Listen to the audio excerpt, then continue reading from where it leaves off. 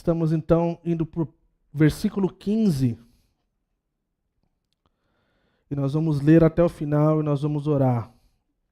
Filemon, lá no finalzinho, lá antes de Hebreus, só tem um capítulo e a partir do versículo 15, que diz assim: talvez ele tenha sido separado de você por algum tempo, para que você o tivesse de volta para sempre, não mais como escravo, mas acima de escravo, como irmão amado. Para mim, ele é um irmão muito amado, e ainda mais para você, tanto como pessoa como cristão. Assim, se você me considera companheiro na fé, receba-o como se estivesse recebendo a mim. Se ele o prejudicou em algo ou lhe deve alguma coisa, ponha na minha conta. Eu, Paulo, escrevo de próprio punho, eu pagarei, para não dizer que você me deve a própria vida. Sim, irmão, eu gostaria de receber de você algum benefício por estarmos no Senhor. Reanime o meu coração em Cristo. Escrevo-lhe certo de que você me obedecerá, sabendo que fará mais do que lhe peço. Além disso, prepara-me um aposento, porque graças às suas orações espero poder ser restituído a vocês. Epáfras, meu companheiro de prisão, por causa de Cristo Jesus, envia-lhe saudações, assim como também Marcos, Aristarco, Demas e Lucas, meus cooperadores. A graça do Senhor Jesus seja com o espírito de todos vocês. Vamos orar. Senhor, obrigado mais uma vez, Senhor. Obrigado mais uma vez pela oportunidade que nós temos, Senhor, de poder abrirmos as Sagradas Escrituras, Senhor. E poder ler e poder sermos lembrados de que essa é a sua voz, falando aos corações. Fala conosco mais uma vez hoje, Senhor. Por favor, Senhor. Ministra os nossos corações, Senhor. Dá-nos fome por Ti e pela Sua palavra. Para a glória do Teu santo nome, Senhor. Amém. Então a gente está lidando diante de uma carta escrita pelo apóstolo Paulo em uma de suas prisões, de extrema dificuldade de se compreender em sua totalidade, devido às nossas influências de narrativas e ideológicas, políticas, onde nós somos levados a ir por caminho contrário, não só das Escrituras, mas da forma de caminharmos no caminho de Deus.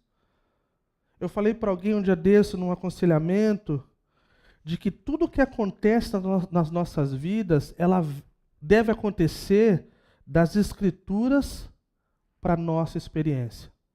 Nunca o contrário. Porque o contrário nos leva ao dualismo e ao relativismo.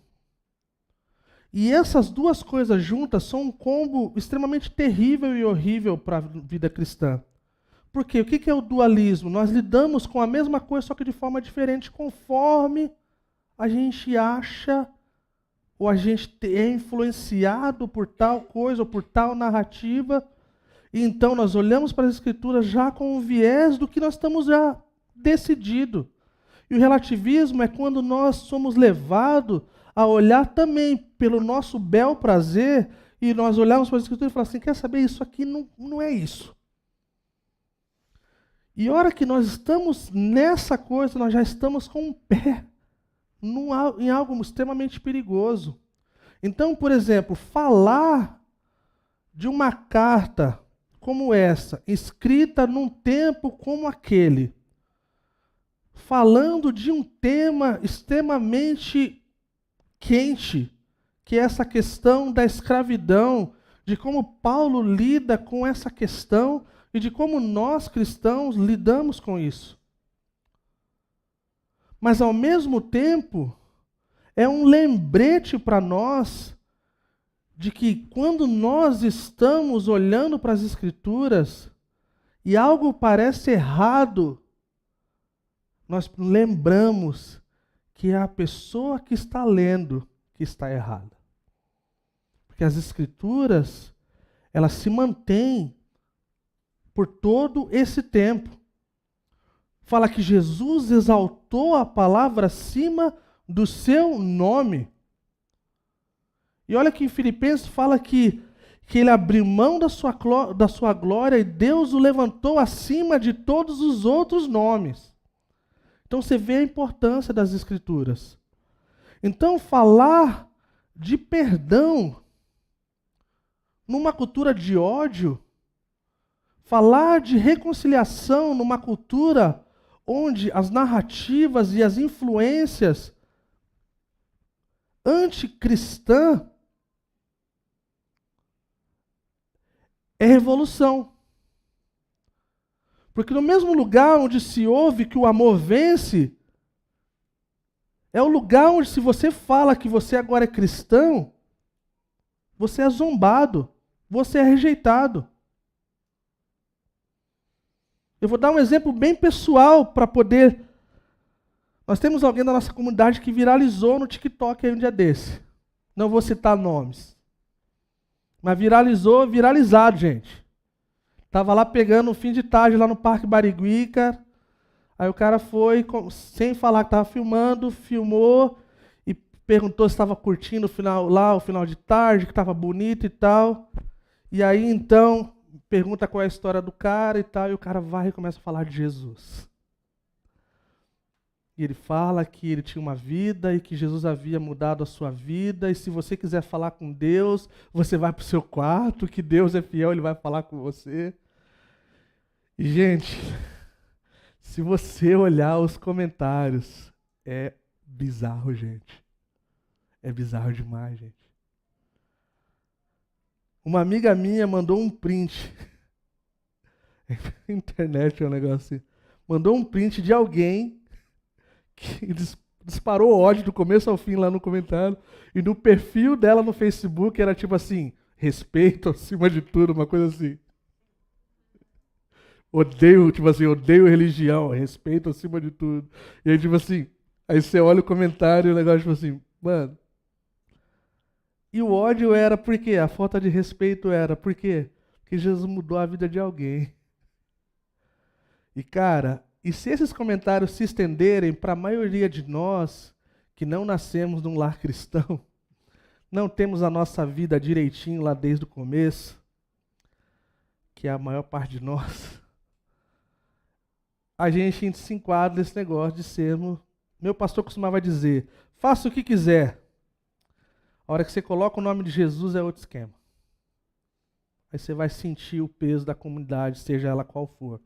Então, falar sobre perdão e reconciliação é extremamente revolucionário. O Tim Keller ele falava sobre essa questão do perdão. Ele fala sobre como se fosse dois aspectos de perdão. Essa questão do perdão e da reconciliação. Ele fala assim, pode-se dizer que o primeiro sempre deve acontecer, que é o perdão, né? O segundo pode acontecer, mas isso nem sempre é possível. Se você lembra, por exemplo, do meu testemunho, a reconciliação acerca do meu melhor amigo, o qual eu havia ofendido, que depois morreu num acidente de carro e eu não tive a oportunidade de poder acertar com ele, não é possível.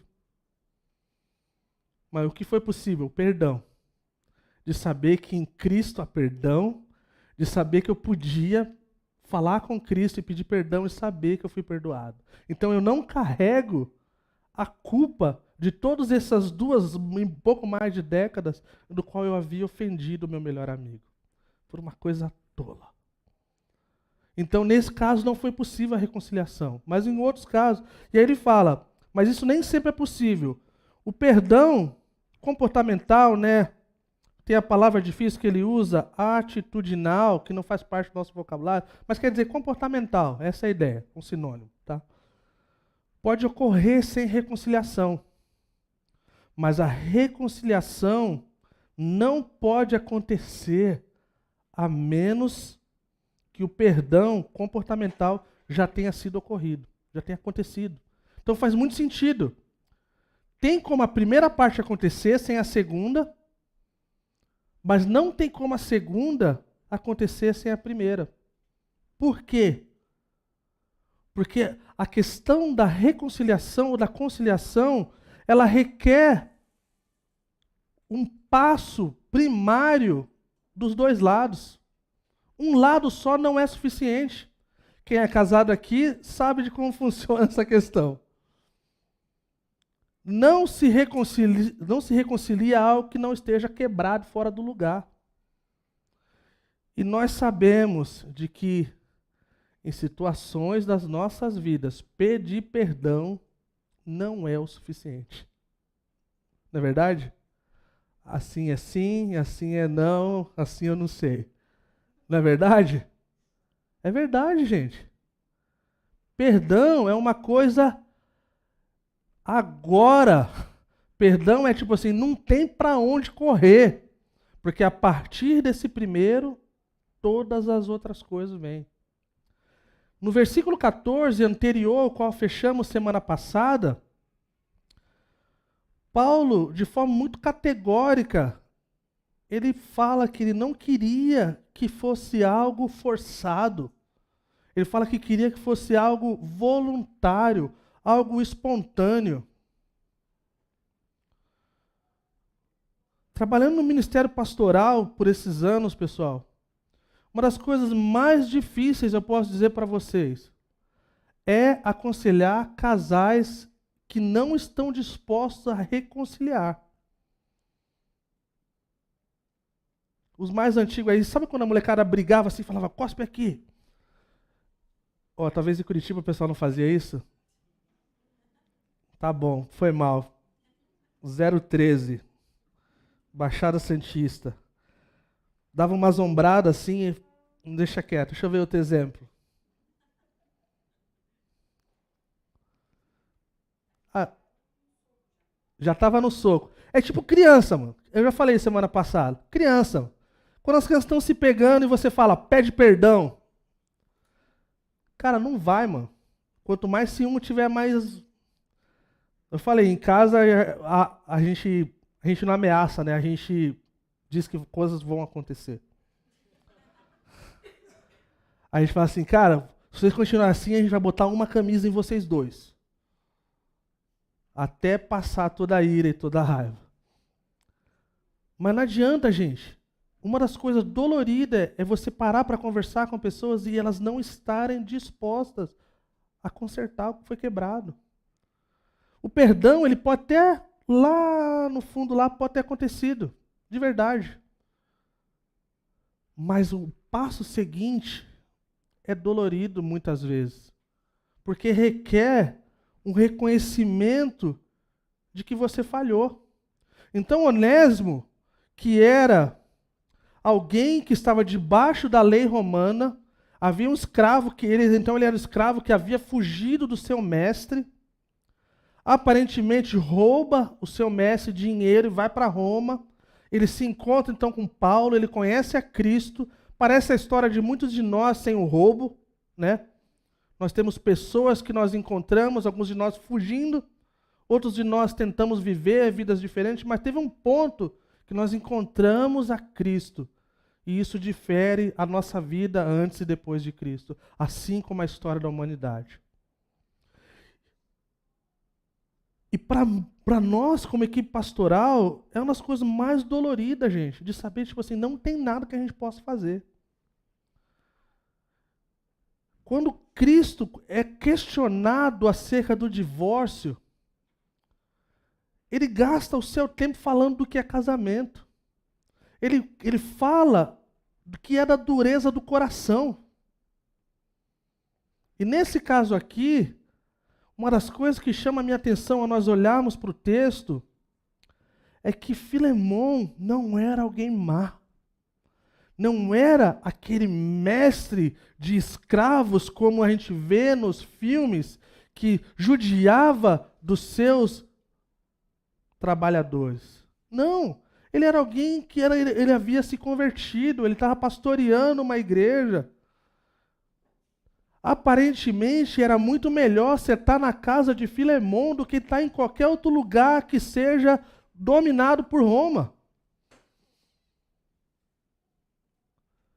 E Paulo então está argumentando com base no cristianismo, com base na fé cristã, com base no que é importante. Mais uma vez, citando o Keller, ele fala assim: se um relacionamento acabou, é sempre sua vez de iniciar o reparo do relacionamento. Olha que interessante. Talvez muitos de nós não pensamos nisso. Existe Mateus capítulo 5, existe Mateus capítulo 18 que fala sobre o irmão ofendido. Mas sabe o que isso nos mostra em Mateus 5 e Mateus 18? Mateus 5 fala assim: se seu irmão tem algo contra você, vá até ele. Olha Mateus 18. Se você tem algo contra o seu irmão, vá até ele. O que isso nos mostra? Não importa quem foi, tem que partir da gente. Não é verdade? Então, o cristão, ele é responsável por iniciar o processo de reconciliação, independente de quem ofendeu. Amém? Vou acabar por aqui. O perdão, ele é verbal e interno. É difícil mensurar o quanto as pessoas foram perdoadas de verdade, o quanto... Normalmente nós sabemos porque a cara emburrada e a hostilidade nos mostra que o perdão não chegou lá ainda. Mas é uma escolha que todo cristão precisa fazer. E que assim, não é uma coisa assim, sabe essa coisa do, mas eu não consigo perdoar. Tipo assim, Cristo nunca pediu nada para o seu povo, para os seus filhos e para suas filhas que não é possível. Ele é que faz em nós, tanto querer quanto efetuar. Isso nos mostra que nós precisamos de ajuda, não é verdade? É muito fácil falar diante das coisas, mas quando as coisas nos ferem, então a gente precisa de um exemplo maior de perdão. A gente precisa lembrar do nosso estado, que tipo de perdão a gente recebeu. Então, a gente vê que uma pessoa ofendida ou profundamente magoada, ela sente que é o seu direito estar zangada. A gente não vê esse Filemon. E Paulo, por razões aqui, talvez divina, ele para lá na parte do o Espírito esteja com vocês, amém. Ele termina assim. Mas parece que é o nosso direito de estarmos zangados, magoados, amargurados. Mas não é. Às vezes dá um sentimento de vingança. Nossa, mas isso é realidade, gente. Isso é realidade. Por mais santo que você venha sentir, tempos da nossa vida que a gente quer ver Jesus a fazendo acontecer. E respondendo por nós e tomando a frente.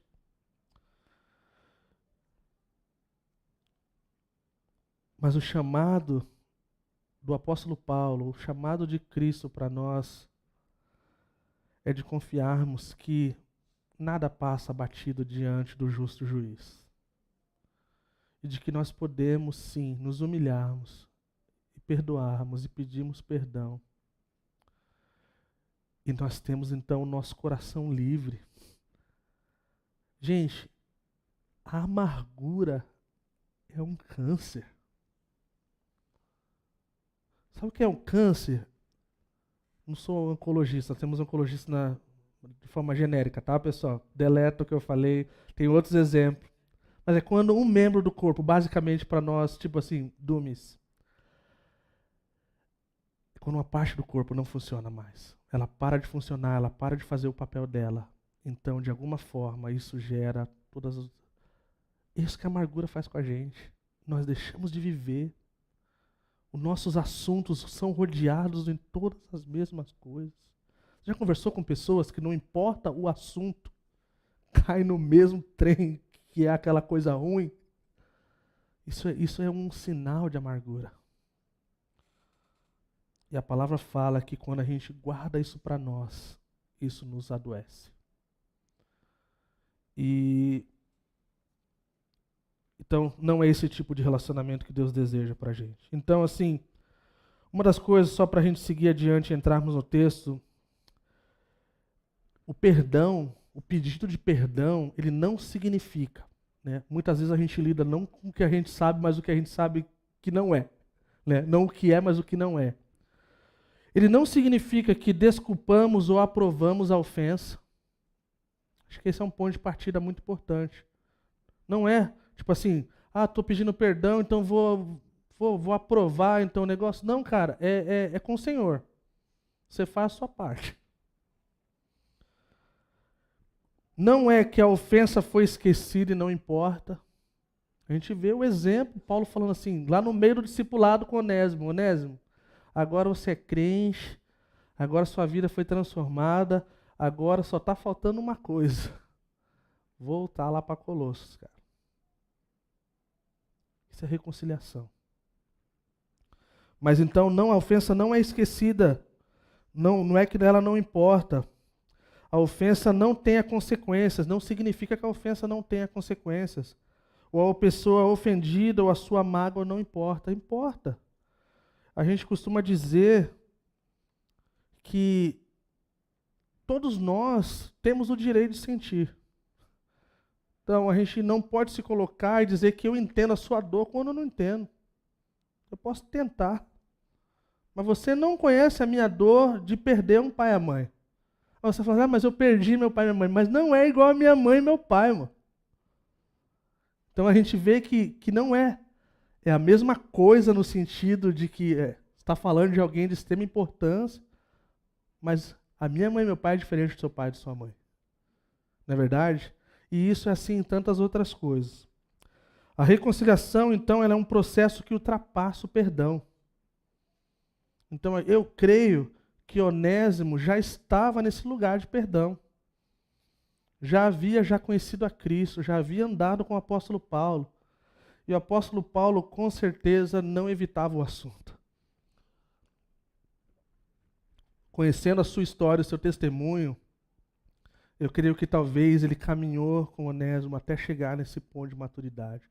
Maturidade é também o entendimento da realidade, o qual mexe com a nossa identidade. Então, quando eu me torno um pastor mais maduro, é quando algumas das minhas reações mostram que a minha insegurança se foi diante de algumas coisas. Se mostra que a minha preocupação por coisas que eu não deveria me preocupar já não estão no lugar, ou estão no lugar, na verdade. É quando eu não perco uma noite de sono porque eu acho que eu preciso salvar a igreja. Isso é para todos nós lidamos com coisas desse tipo, gente.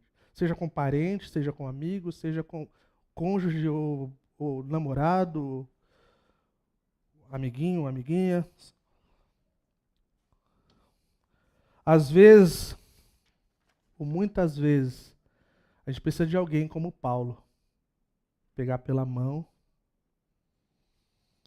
Então, se você nunca participou de uma conversa de reconciliação e de perdão com uma terceira pessoa, pode ser que um dia ainda você experimente. Ela faz parte da vida cristã. Ela faz parte. Tem um livro, demorei para citar algum livro, eu citei o finado Keller, mas agora tem um livro que eu recomendo para todos. É uma linguagem ruim em português, mas é uma linguagem de extrema importância. É um livro chamado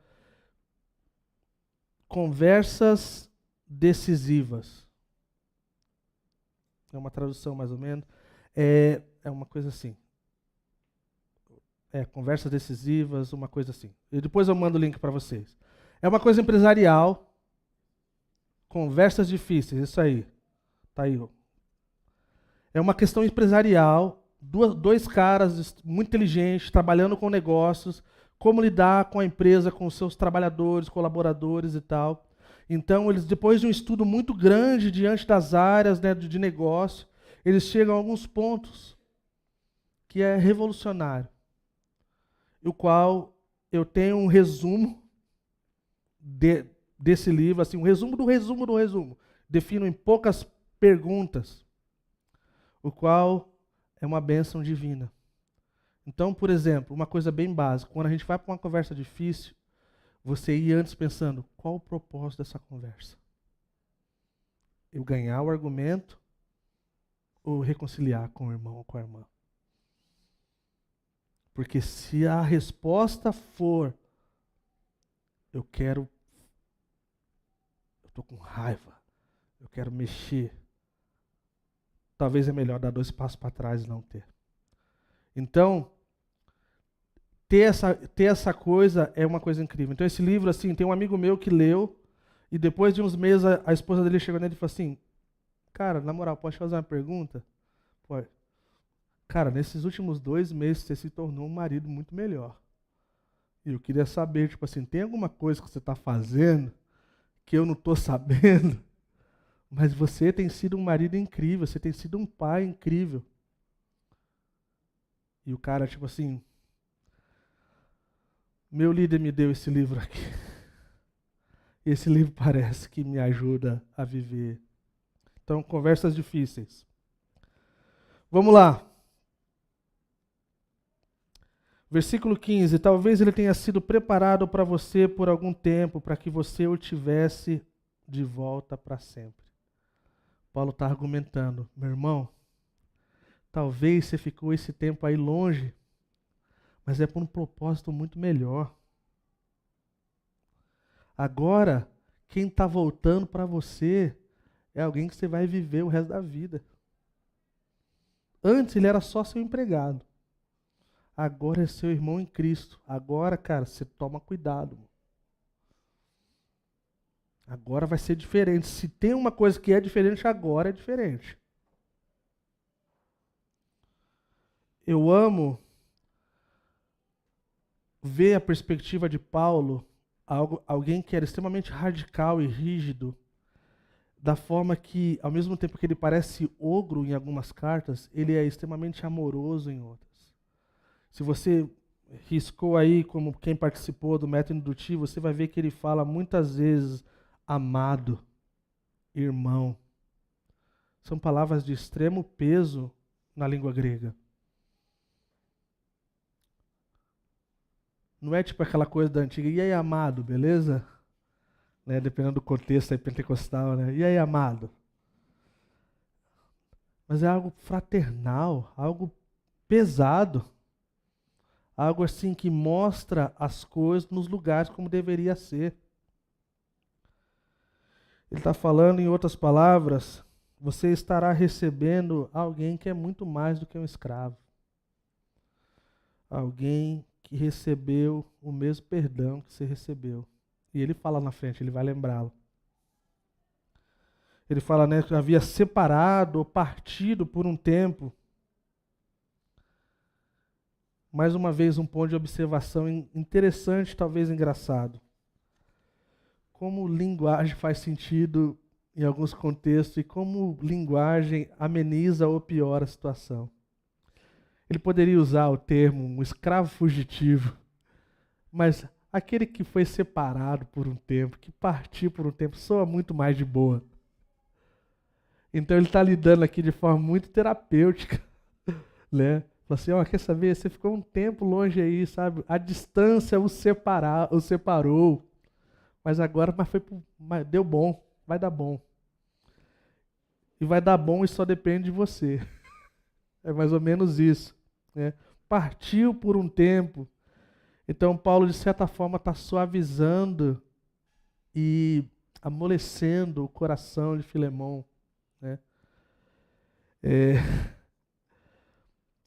Onésimo estava diante dessa situação, o qual, se olharmos, talvez não requer muita coisa imaginar que seria uma coisa extremamente difícil voltar, né?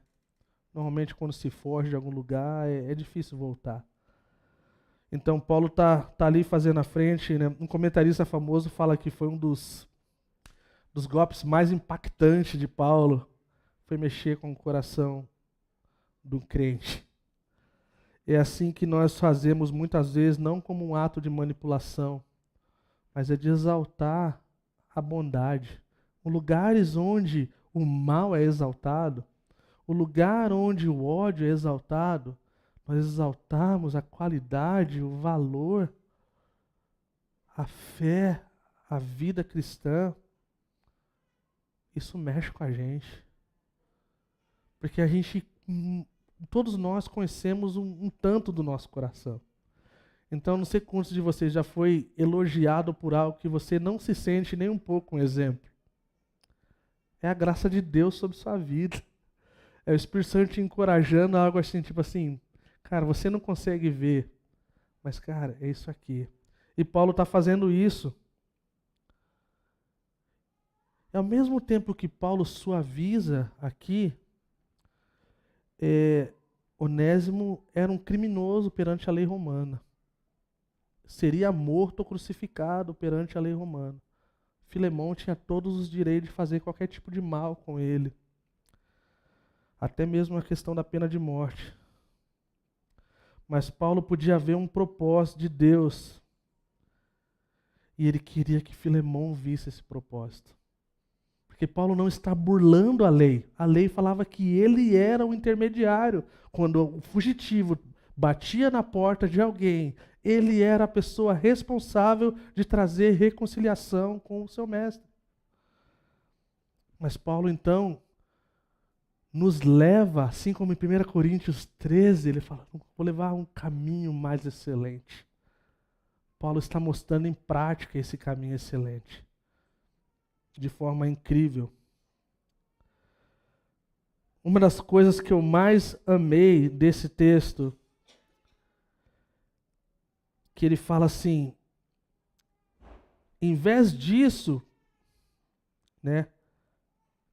Ele fala, em vez disso, porque talvez signifique que o coração de Paulo é assim, Filemão, parece que Deus está trabalhando de maneiras incomuns aqui. Olha essa coisa, cara. Primeiro foi você, se converteu, agora, cara, você é o mestre, o cara vai e foge. Olha aqui o que Deus está fazendo. Não parece muito com a igreja? Cara, olha aqui, cara, cada coisa, tipo assim, mano. E Paulo então está apelando dessa forma. Olha que parece que Deus está fazendo isso. E você precisa enxergar. E aí, ele fala dessa questão do assim, ou do talvez, ou do em vez disso. Ele está dando uma ideia assim, talvez, pensando nessas coisas, Deus tem um plano maior. Eu amo que o apóstolo Paulo, ele não chegou falando, porque eu sou apóstolo e você tem que me obedecer. Você tem que fazer o que eu estou falando para você fazer. Porque quando isso acontece, as pessoas são obedientes, mas o coração não está lá. Então, por exemplo, quando Jesus fala que o problema do divórcio é o coração duro e a falta de perdão e o orgulho, é isso, o perdão pode sair pela boca, mas na realidade ele não acontece. Então Paulo está, mais uma vez, tipo assim, conjecturando no sentido assim, talvez, Filemão, parece, ao invés do que parecia ser algo ruim, Deus está fazendo com que todas as coisas cooperem, com que todas as coisas venham a convergir para esse lugar de bondade, desse lugar onde todo mundo vai ficar feliz. O pastor Chuck falava, fundador da Calvary, essa história é aquela como aqueles filmes lindos que no final todos foram felizes para sempre. Porque esse é o nosso final. A gente sabe, a gente já leu a última parte do livro e diz que vai ficar tudo bem. São felizes para sempre.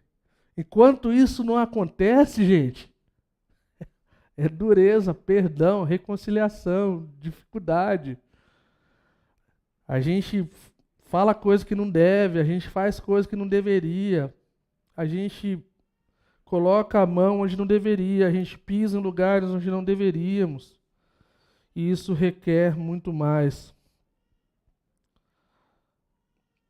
E Paulo, então, ele continua ele continua nessa questão do perdão, da reconciliação, de alguém que havia perdido um escravo, mas agora estava ganhando um irmão.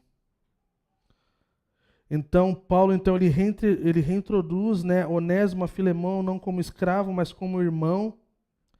E nessa relação com os irmãos e não com escravos é diferente.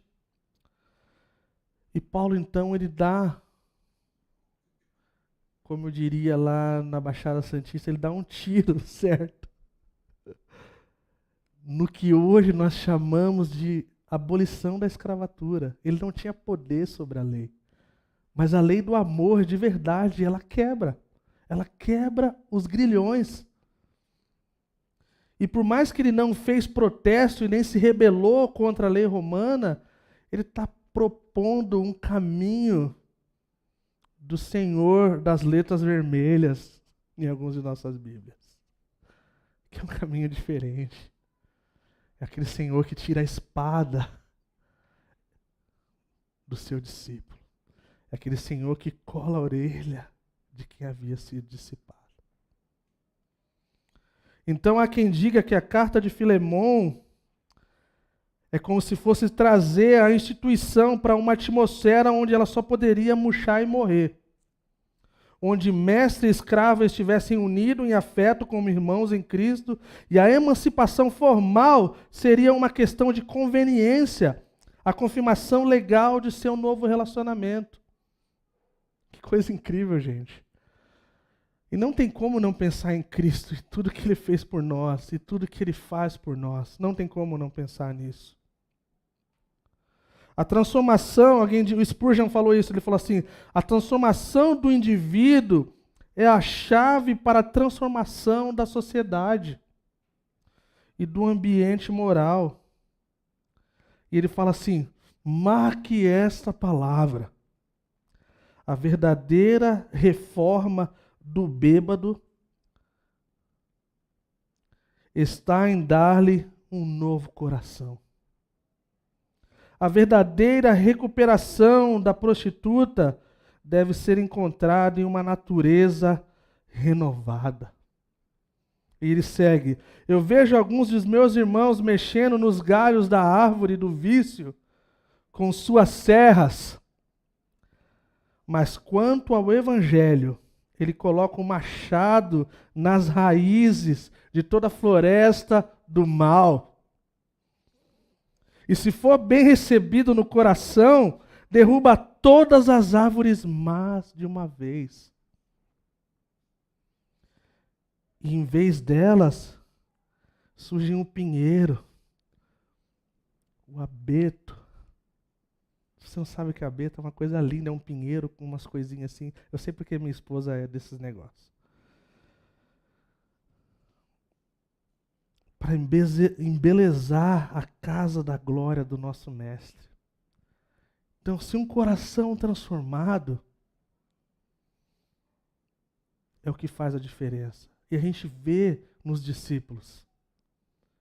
Eu fico pensando como seria um coletor de impostos no dia de hoje, como ele se converteria. A galera querendo mudar o coletor de imposto, tipo assim, vamos fazer um negócio mais de boa, vamos arrumar um trampo lá na casa das massas. E Jesus fala assim, cara, é o coração, cara. É o coração.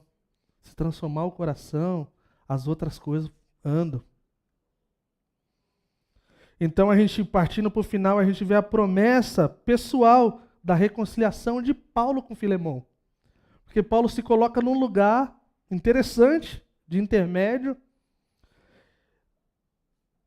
e se coloca numa situação tipo assim, estou mandando a carta, mas a gente vai aí se ver. Um bom conselho, nos dias de hoje, na nova versão super mega nova internacional, seria, estou mandando a mensaginha de WhatsApp aqui bem na moralzinha, mas na hora que eu chegar aí a gente conversa. Não vamos falar sobre essas coisas pelo WhatsApp não, que não é legal. Mas já deu para sentir que ponto que a gente vai estar.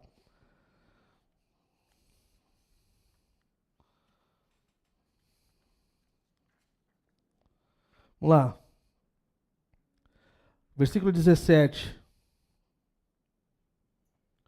Assim, se você me considera companheiro na fé, receba-o como se estivesse recebendo a mim. Paulo fica mais uma vez ao lado de Onésimo. E nessa vida tem vezes que a gente precisa escolher um lado, pessoal. E é um desafio. É um desafio. Mas Paulo vem na sua humildade, pedindo misericórdia. Se sou um parceiro no Evangelho, é uma das palavras mais usadas por Paulo no Novo Testamento em suas cartas. Cooperadores, parceiros.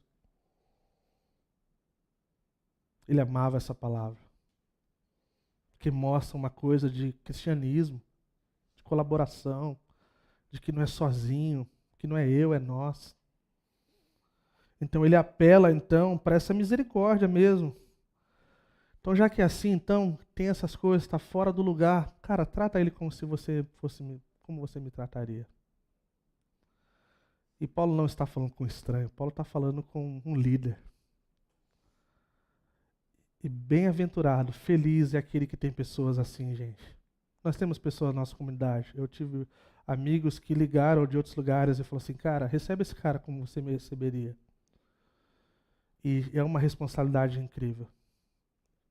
Então é bom você saber que tipo de amigo é esse que te tratar como se fosse você. Porque se você não está num bom lugar, é melhor esse amiguinho não ser tratado como fosse você, né?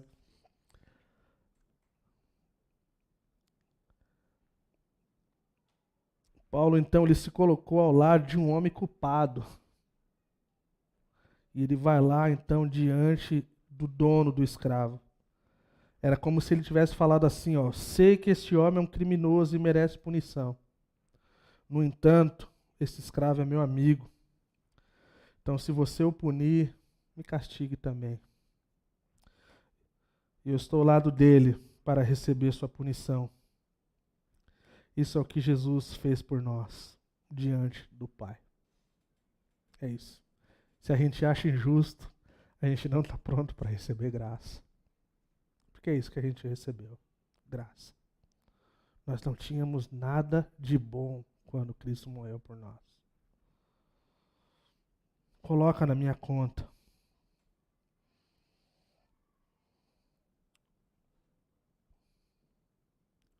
Lutero falou assim, aqui vemos como Paulo se oferece ao pobre Onésimo e com todos os seus meios defende sua causa com seu mestre. E assim se coloca como se fosse Onésimo e tivesse feito mal a Filemão, assim como Cristo fez por nós com Deus Pai. Assim também Paulo fez por Onésimo e Filemão. Hashtag, somos todos Onésimo. Eu inventei essa parte.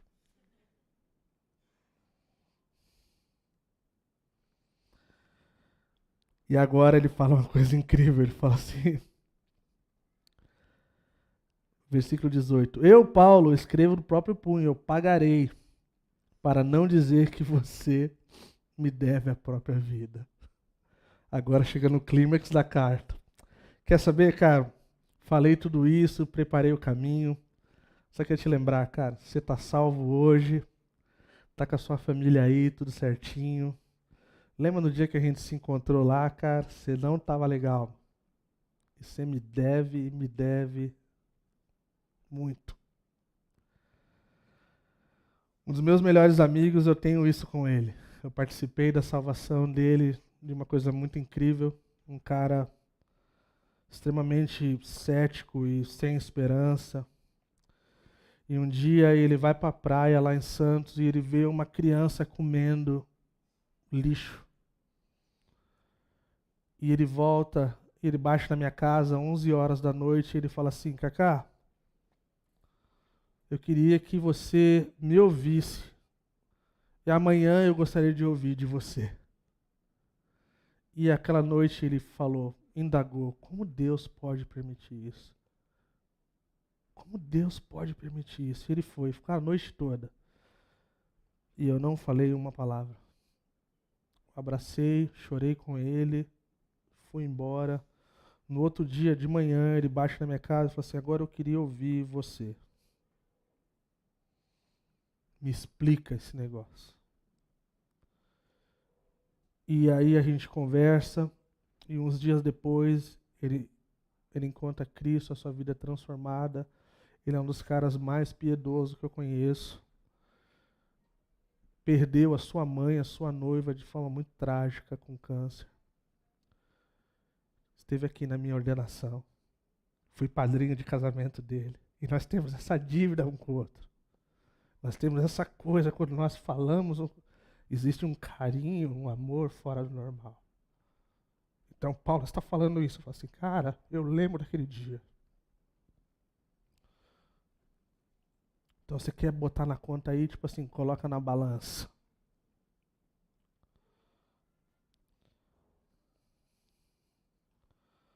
E que dívida? Nós podemos ter muitas outras dívidas, mas essa dívida aí, gente, é melhor que a gente tenha ela no lugar. Amém? Versículo 20 a 22, para a gente terminar. Ele fala assim, sim, irmãos, eu gostaria de receber de você algum benefício por estarmos no Senhor. Reanima o meu coração em Cristo. Escrevo-lhe certo de que você me obedecerá, sabendo que fará ainda mais do que lhe peço. Algumas versões falam assim, deixe-me ter alegria. Né? A palavra grega aqui é lucro. Já que estamos falando de dinheiro, já que estamos falando de dívida, deixa eu falar um negócio aqui, cara. Deixa eu participar de... Se for alguma coisa de ter lucro, receber de você algum lucro, algum benefício por estarmos no Senhor, se tudo isso que a gente está falando aqui é verdade, reanima o meu coração em Cristo. Paulo havia falado que ele era um dos caras que sabia reanimar o coração dos santos. Então Paulo não está falando coisa da boca para fora. Mais uma vez, sabe o que é interessante? A palavra lucro é oninemi, que varia do nome Onésimo. Mais uma vez, uma troca de palavras. Lembra que ele falou que antes Onésimo era inútil, mas agora é útil? Que ele usa agora, tipo, agora ele é Onésimo, agora ele é útil. Ele está falando assim, então, já que for para... Cara, me dá Onésimo aí. Vamos participar desse negócio de Onésimo. Deixe-me ter Onésimo de volta, porque esse é meu desejo. Na verdade, é isso que eu quero. Reanime meu coração. Vamos acertar tudo isso, vamos fechar. Quero terminar essa carta. Vamos fechar num tom legal. E aí um dos propósitos da carta é: prepara um lugar para eu ficar. Estou preso, mas eu vou sair. Eu vou sair porque através de suas orações serei concedido a vocês, a você. Uma observação importante. Como Paulo cria no poder da oração. Como nós precisamos crer no poder da oração. Como nós precisamos confiar de que Deus ouve o nosso clamor e Ele responde. E não depende da nossa performance. Por mais que nós precisamos andar em santidade, por mais que nós precisamos viver uma vida que agrade a Deus, mas vai muito além, é acerca dele. É acerca de quem ele é acerca da sua natureza, de que não existe nada difícil para ele. Então Paulo tem essa confiança de que seria livre, seria liberto para poder estar com os irmãos. Então, Paulo cria nisso, Jesus vivia isso. Se Jesus precisava orar, estar com o Pai, imagine nós. Muitas vezes, ou a maioria das vezes, que bom que Deus não depende de nós e não precisa esperar fazer coisas devido ao nosso estarmos atentos à oração. Que acho que muita coisa seria tardia e muita coisa não estaria no lugar correto. Mas isso não é um chamado para estarmos negligentes em relação ao lugar da oração. Pelo contrário, é um chamado ao lugar da oração. E aí então a gente vê as saudações finais a Filemão, né? Paulo envia saudações a Filemão de seus amigos em Roma. E esses nomes que ele usa, né? Marcos, Aristarcos, Demas e Lucas, né? Ele fala que são os cooperadores dele. É o mesmo usado em Colossenses capítulo 4, versículo 10 a 17. E o que isso nos diz? E nos diz que isso confirma que essas duas cartas foram para o mesmo lugar. E que Filemão estava em Colossos. É isso que quer dizer. Então é muito bom juntar os pedaços e falar, cara, isso aqui faz sentido. Como eu falei, esses nomes são extremamente significativos. Marcos não aguentou o apóstolo Paulo. Marcos não aguentou a radicalidade do apóstolo Paulo. E Paulo então fica bravo com ele e fala, ó, aquele Marcos lá deixou a gente para trás. E aí então Marcos fica com alguém que era encorajador, que era alguém que animava, e Paulo segue com a radicalidade. E Paulo então olha para a vida de Marcos lá na frente e fala, cara, esse cara aqui é muito útil. Mais uma vez, assim como Onésimo. A gente vê os outros nomes também, como Lucas, caminhou todo esse tempo com o Senhor. Infelizmente, Demas aparentemente foi aquele que deixou o Senhor pelo amor ao mundo. Que a gente não seja como Demas. Que a gente seja como Marcos, como Lucas. Amém? E que a graça do Senhor Jesus Cristo seja com o Espírito de todos vocês. A gente vê aqui que Paulo nunca pediu a derrubada do sistema da escravidão, mas os princípios da carta de Filemão destroem a escravidão. As maiores mudanças sociais acontecem quando as pessoas mudam, um coração de cada vez. E nessa sociedade, onde nós olhamos e vemos o racismo, nós vemos a desconsideração em relação à vida humana, a questão de crianças, a questão daqueles que não vêm a nascer, me refiro ao aborto. Nós vemos leis sendo regimentadas, mas a mudança de coração não estão no lugar. E a gente não consegue ver uma transformação de forma como nós gostaríamos de ver. Onésimo foi obrigado a retornar ao seu mestre. Quando fazemos algo de errado, devemos fazer o nosso melhor para corrigir, porque isso faz parte da nova criação. Então, para você que está aqui hoje, para você que vai estar nos ouvindo e falar assim, pô, mas eu nunca ouvi o Kaká falando que ele é contra o aborto e que ele é pró-vida. Aqui um exemplo de vida. Onésimo poderia ser morto. E Paulo então apela dentro da própria lei para que isso não aconteça. Então, eu sou a favor da vida. Eu sou contra o aborto. De todas as formas possíveis. Mas eu sou a favor da vida inteira. A vida inteira. Houve uma votação um tempo atrás na Califórnia, um estado totalmente progressista e liberal. E a votação era para que houvesse um convênio para as mães que escolhessem não abortar. E essa lei perdeu de goleada. Então dá para um estado que diz o contrário. Então a gente vê que as leis, gente, desde quando o ser humano escolheu viver